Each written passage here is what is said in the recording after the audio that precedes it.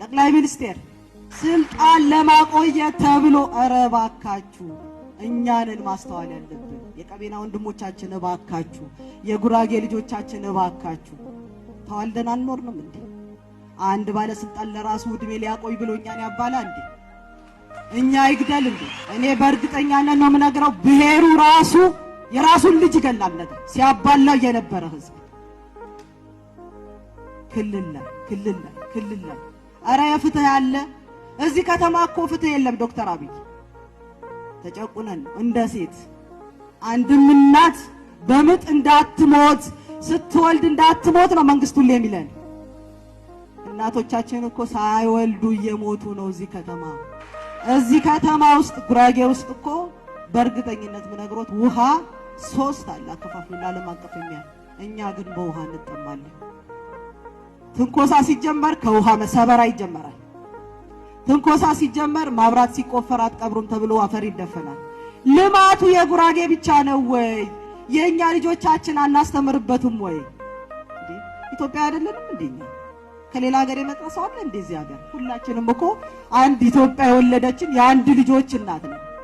ለምን አራዳ መሆን አለብን? በዚህ የምንም ፋራ የለም።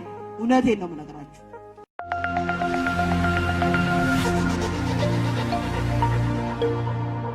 በጣም በሚያሳዝን ሁኔታ በሚያሳፍር ሁኔታ ነው ያለፍነው። ምናልባት በሚዲያ ላይ ደቡቦች እመጣለሁ ስትል ነው ትንሽ አእምሯችን የተረጋጋው። እኔ በታሪክ ስሰማ ባድማና ሽራሮ ነበረ መሳሪያ ሰው ከጠላት ጋር ነበር የሚዋጋው። አብረን ተዋልደን አብረን እየበላን አብረን አንድ ትምህርት ቤት ላይ እየተማርን ጦር ያስፈልጋል። ዶክተር አብይ ማን ነው ጦሩስ የሰጠው? ተከፍቶ መሳሪያ ለግለሰብ ለወለደች እናት ጦር ያስፈልጋል። የኛ ዞን አስተዳዳሪ ባልተካለለበት የሚል ነገር ምክንያታዊ ነገር አለ። ክልል ሲኬድ ማን ያለው እስኪ አባ ተብሎ ተደራጅቶ ስልጣን እንደውም እርሶ እግዚአብሔር ይስጦት የቀንጅብ አሉ። ሌላ ነገር ቢኖር እኔ ተጨማሪ ሌላ ጅብ ነበር። ስልጣን ለማቆየት ተብሎ እባካችሁ እኛንን ማስተዋል ያለብን የቀቤና ወንድሞቻችን እባካችሁ የጉራጌ ልጆቻችን እባካችሁ ተዋልደን አንኖርንም እንዴ? አንድ ባለስልጣን ለራሱ እድሜ ሊያቆይ ብሎ እኛን ያባላ እንዴ? እኛ ይግደል እንዴ? እኔ በእርግጠኛነት ነው የምነግረው ብሔሩ ራሱ የራሱን ልጅ ይገላል ነገር ሲያባላው የነበረ ህዝብ የፍትህ ያለ የሚል ደብዳቤ ህዝቡን ወክለን የተወሰኑ ሰዎች ተመርጠን ሄደናል። የፍትህ ያለ እንደገና በሌላ አመት ምላሽ ስናጣ ዳግም የፍትህ ያለ እንደገና ሌላ ጊዜ ሁከትና ጭቅጭቅ ያንገሸገሸው የወልቂጤ ህዝብ አቤቱታ አሉ። ቀሪ ደብዳቤዎች በእጄ በክልል ማህደሮች ይገኛሉ። አንድም የተፈታ የለም። ለምን? እውነት ከሆነ በአገሪቱ ከዳር እስከ ዳር ባለው አጠቃላይ ችግር አንጻር የዚህ ከተማ የልማትና የመልካም አስተዳደር ችግር እርሶ መምጣት ያስፈልጎት ነበር ወይ?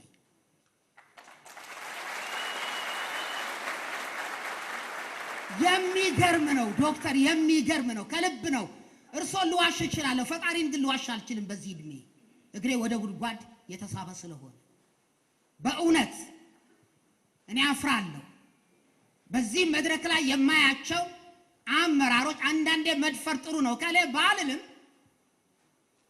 በዚህ ዘመን ውስጥ ይሄ ሁሉ ጭቅጭቅ፣ ሞት፣ እንግልት፣ መፈራረስ ሲመጣ ጉራጌ እንዴት ነው ተብሎ ለህዝብ ምቹ መድረክ ፈጥሮ እስቲ ብሶታችሁ እስቲ ቁስላችሁ ምንድነው ብሎ የጠየቀን በክልል ደረጃ አመራር የለም።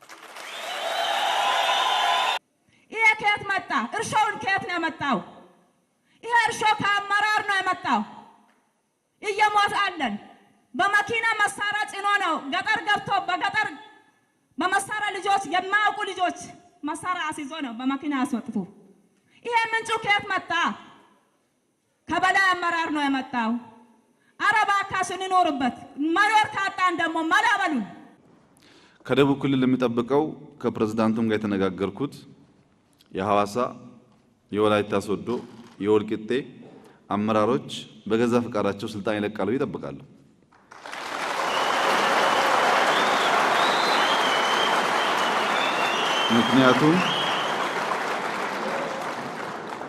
ምክንያቱም የራሱ ዜጎች የተዋረዱበት የተገረፉበት ወረዳ አመራር፣ ቀበሌ አመራር፣ ዞን አመራር እንዴት ራሱን መሪ ብሎ ይጠራል?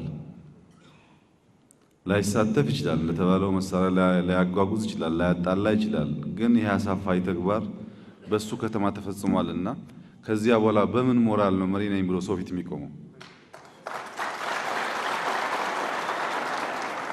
ደቡብ ብቻ አይደለም፣ ኦሮሚያ ውስጥ ጉጂ አካባቢ የሚጎሳቆሉ የደቡብ ሰዎች አሉ። እዚያም ተመሳሳይ ነገር ይፈጸማል ብዬ አስባለሁ። የኦሮሚያ አመራሮችም የጀመሩትን የማጥራትና የማባረር ስራ ማጠናከር አለባቸው። አደገኛ ነገር ስለሆነ የቤኒሻንጉል ጉሙዝ አመራሮች በተለይ ፕሬዝዳንቱ ከዛሬ ጀምሮ ለህዝብ ያሳውቃሉ ብዬ አስባለሁ። አማሮችን ካላግባብ የሚያፈናቅሉ ቤኒሻንጉሎች ምንም ያርጉምን መሪዎች ስላልሆኑ ስፍራው መልቀቅ አለባቸው። የመጀመሪያው እርምጃ እሱ ነው የሚሆነው። ትክክል አይደለም። ይሄ በየጊዜው ሰው እየተፈናቀለ ሰው እየተጎዳ መሄድ የለበትም። ይሄ ሲባል አመራር ሁሉ ሰዎች እንዲጋደሉ ይፈልጋል ማለት አይደለም። የሚያለቅሱ፣ የሚያዝኑ፣ የሚጨነቁ ሰዎች በየቦታው አሉ። ይነሱ ሲባል በድለዋል ብቻ ሳይሆን የነሱ ህዝብ አልተገራም፣ አልተመራም፣ ትህትናና ፍቅር አላስተማሩም፣ አርያ መሆን አልቻሉም፣ ኃላፊነት አልተወጡም ማለትም ጭምር። ይሄን እያደረግን ነቨር አጌን ብለን ካላቆምን በስተቀረ በጋራ መኖር የሚባል ነገር ወጥቶ መግባት የሚባል ነገር አሳሳቢ ነው የሚሆነው። በጉራጌና ቄበና ህዝቦች መካከል ስለተፈጠረው ግጭት የመሰረተ ልማትና የመልካም አስተዳደር የጉራጌ ዞን ክልል ይሁን ጥያቄዎች ለጠቅላይ ሚኒስትሩ ቀርበዋል። የጉራጌ ዞን ክልል ይሁን በሚል ለቀረበው ጥያቄ በሰጡት ምላሽም የጉራጌ ህዝብ በየትኛውም የሀገሪቱ አካባቢ የሚሰራ ታታሪ ህዝብ መሆኑን ጠቅሰው ከክልል ጥያቄ ይልቅ አካባቢያቸውን ማሳደግ ላይ ትኩረት ሊያደርጉ እንደሚገባ አንስተዋል። በቋንቋ ማለትም በዘር መደራጀት በተለይ ጉራጌን በጣም ጎድቶታል። ጉራጌን በባህልና በአኗኗሩ ኮስሞፖሊቲያን በብዙ ባህሎች፣ ቋንቋዎች፣ እምነቶች ጋር ተግባብቶ ይኖራል። ይህ የኑሮ ዘይቤ መበረታታት ሲገባው እንዲቀጭጭ ተደርጓል። ጉራጌ የማያውቀውን ዘረኝነት እንዲያውቅ ባለፉት 27 ዓመታት በመንግስት ደረጃ ተሰብኳል። የደቡብ ኢትዮጵያ ክልላዊ መንግስት በዘር ላይ የተመሰረተ አከላል የሚያስከትለው ችግር ቋሚ ምስክር ነው። ደቡብ ክልል ይባል እንጂ ክልል አይደለም። የጥቂት ሳይሆን የጥቂት ጎሳዎች ግዛት ነው።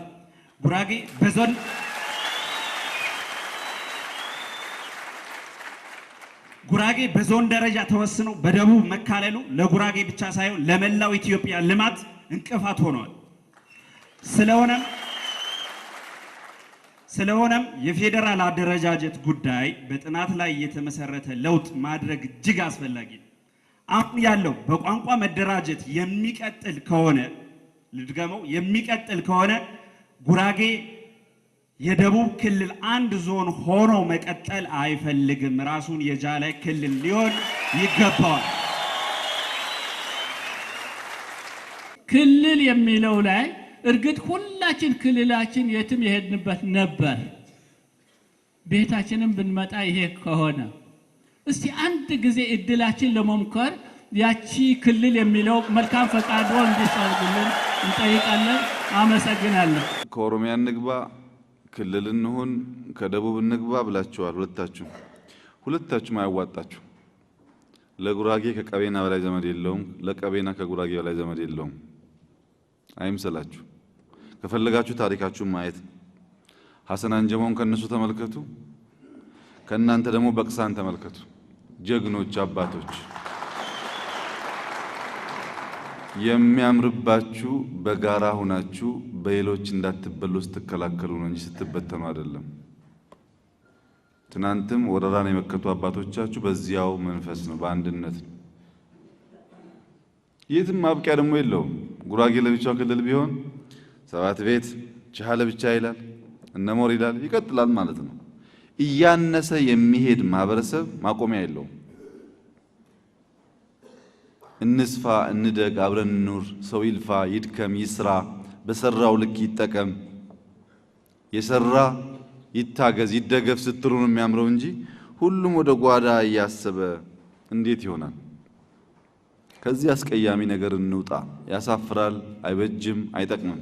ከመሰረተ ልማት ጋር ተያይዞ ለተነሱ ጥያቄዎችም የተጓተቱ የመሰረተ ልማት ስራዎች በቅርቡ ምላሽ እንደሚያገኙ ተናግረዋል። የክልሉ መንግስትም ጉዳዩን በማጣራት በክልል ደረጃ መፈታት ያለባቸውን ጉዳዮች መፍታት እንዳለበት ያነሱት ጠቅላይ ሚኒስትሩ ከፍ ያሉ ጉዳዮች ደግሞ በፌዴራል ደረጃ እንደሚፈቱም ገልጸዋል። የፌዴራል ጠቅላይ ሚኒስትር ባለሳሳት የዛሬ 3 ዓመት የመሰረተ ድንጋይ አስቀምጠውልን ነበር ሆስፒታል እንዲሰራልን። በጣም ብዙ አሁን ባልዘረዝርሉት ሰዓቶችን ባልወስድ ብዙ ነገር የያዘ ሆስፒታል የለም። እንዴት ሄደ ጠቅላይ ሚኒስትር? እዚህ ጋር እኮ መሰረት ድንጋይ ሲቀመጥ ከላይ ያለው ነገር ተጨርሶ አይደለም ወይ? ዝም ብሎ የህፃን ጨዋታ ነው ወይ የሚቀመጠው? አንድ ይሄ እንደ ጥያቄ እንዲይዙልኝ ሆስፒታላችን እንዲመለስልንም ጭምር ማለት ነው።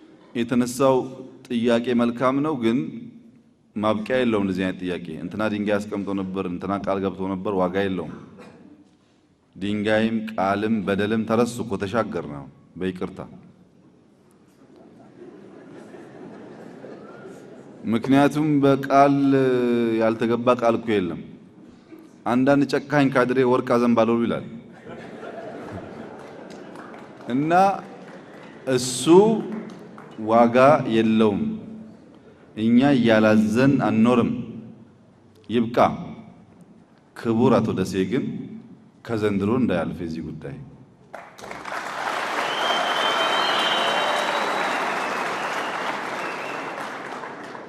የደቡብ ክልል በዘንድሮ በጀት የጉራጌን ችግር ይፈታል ብዬ ተስፋ አደርጋለሁ።